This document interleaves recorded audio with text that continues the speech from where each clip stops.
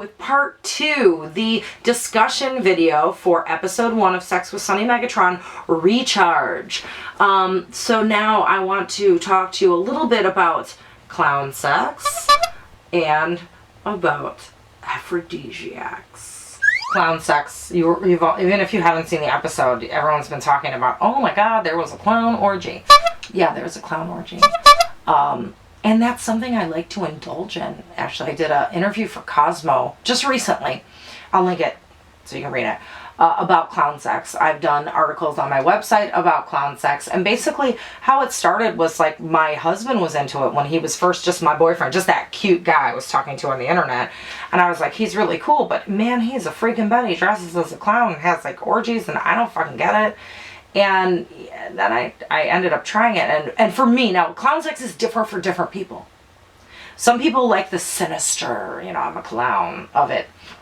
I liked it because I had spent my life, my adult life, my sexual life, trying to be normal. You know, I want to have sex like all those other normal people. I was positive and certain the sex I was having was not normal. And my role models for sex was, you know, pornos or just like the R-rated movies, like kind of the romance, kind of very unrealistic stuff. And I felt that I couldn't measure up to that because when I had sex, my sex was messy and ugly and sticky and silly, and it wasn't like anything that I saw in the movies. You know, sometimes you queef, sometimes you fart, you do. Sometimes, you know, your false eyelash comes off and it's like stuck to your cheek and it's dangling. And being a clown, having sex, gave me permission to be not perfect and not what I thought normal was. It just gave me permission to be myself and to be silly. And you know what, if I queefed, that's okay. Ha ha ha! You know, if I fell off the bed, that's okay. So for me, it renewed, not just renewed my sex life, but kind of renewed my sexuality. You know, I learned a lot about myself and about my sex having clown sex. Yes, it is a form of role play. You know, you can take it that way. You're playing a different person, and to me, it's not just the role play, but it's the role play of a clown specifically. But yeah, I kind of like it. Would you ever have clown sex? You don't have to have an orgy. You can have clown sex with just a partner. Hey, you can have clown sex with yourself. But would you ever do it? Are you terrified of clowns? Are you terrified of clowns, but that's kind of hot? Or are you just like, no, that is never happening to me? Let me know.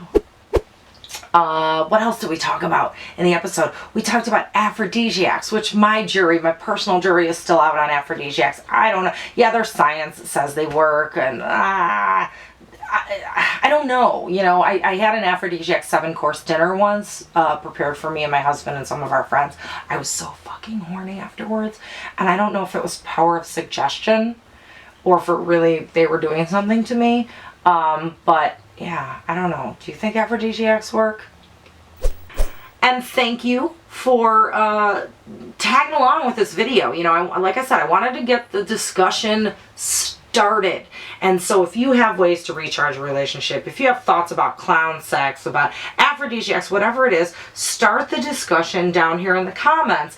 And also, the next video that I'm going to do for episode 2, which is orgasm, I'm not going to record or post this video until quite a few days after the episode airs, probably 4 or 5 days. So I'll give you time to watch it, also time to ask questions. So if you have questions about the orgasm episode, send me an email or just put a comment down here like, hey, in the orgasm episode, blah, blah, blah, I have a question. And I will be sure to address it. Until next time. I'll be seeing you on the TV.